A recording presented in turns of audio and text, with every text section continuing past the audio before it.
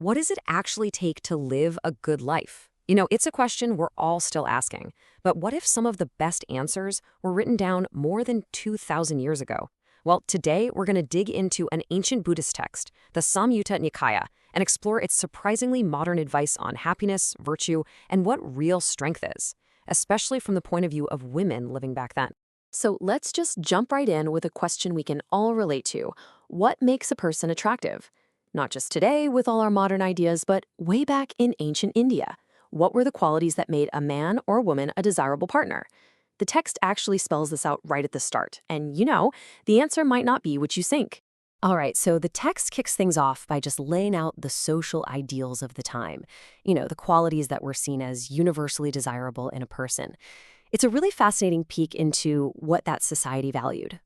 And what's really striking here is just how symmetrical it all is. The text lists the top 5 pleasing qualities, and guess what? They were exactly the same for both men and women. Both were expected to be beautiful, or rupava, wealthy, or bhogava, and virtuous, which is silava. They also needed to be diligent, dako analaso, which basically means being skilled and energetic. And finally, able to have children. So what this tells us is that the culture really seemed to value this idea of a balanced partnership, where both people were expected to bring the same key assets to the table. It was like a shared blueprint for a good life. And just to wrap this part up, the text says the unpleasing qualities are, well, they're just the opposite of those. So a lack of beauty, wealth, virtue, diligence, or children. Pretty straightforward, right? But the text quickly moves on from these kinds of social ideals to much, much deeper stuff. Okay, so after laying out that social backdrop, the text does something really important.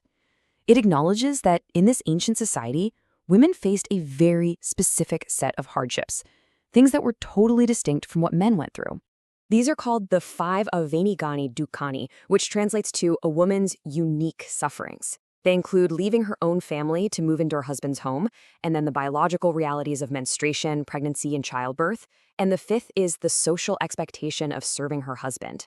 Now, the text isn't presenting these as moral judgments. It's more like a factual observation of the real-world challenges of a woman's life at that time.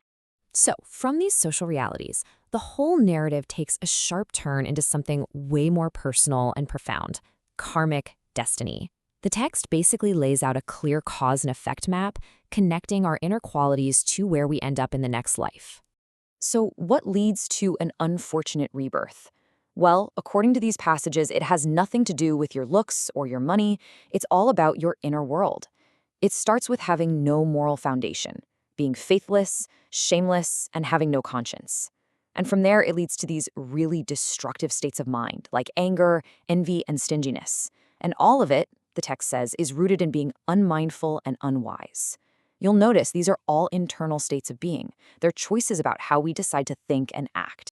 And you guessed it, the path to a good rebirth, to heaven, is the direct opposite. It's all about actively cultivating these positive qualities, building faith, a sense of moral integrity, a clear conscience, and virtue. It means choosing generosity instead of stinginess, calm over anger, and working to develop mindfulness and wisdom. The really crucial point here is that your destiny is shaped by the character you build, not the circumstances you happen to be born into. Okay, so keeping all that social context in mind, the text then dives into a woman's sources of power, or what it calls her strengths.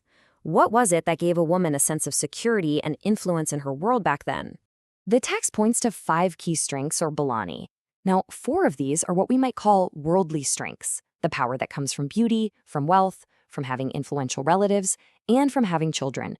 But it's that 5th one that really stands out, the strength of virtue.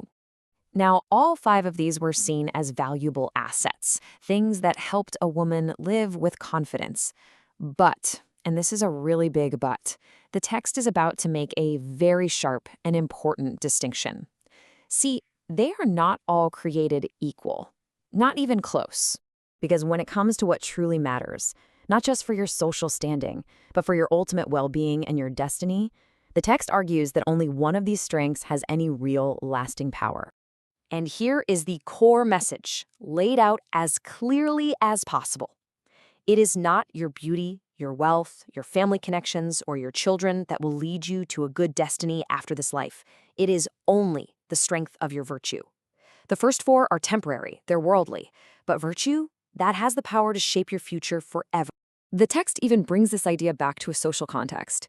It basically says, look, a woman who has beauty, wealth, family, and children, but who lacks virtue will ultimately not be welcomed or respected. But on the other hand, a woman who has virtue, even if she's missing all those other things, she will be welcomed and respected. Virtue is the true source of honor. So what exactly is this all-important virtue, or sila? Well, the text defines it as this foundational ethical conduct, not harming living beings, not stealing, no sexual misconduct, no lying, and not taking intoxicants that make you careless. It's a very practical, very actionable code of ethics. So this brings us to the final and maybe most important question. If virtue is the ultimate strength, the real key to a good life and a good destiny, how does the person actually develop it? How do you cultivate it? And the text concludes with this universal path, one that's open to absolutely anyone. It's called the 5 growths, or vadi. A noble person, it says, grows by developing 5 things: faith, virtue itself, learning, generosity, and wisdom. This is presented as the ultimate path to well-being. So the whole journey of this text moves from these very specific social roles and challenges to a universal teaching that applies to everybody.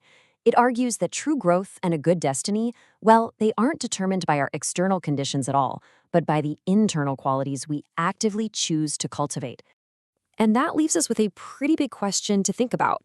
This ancient text made a really powerful argument for virtue over all those other worldly assets.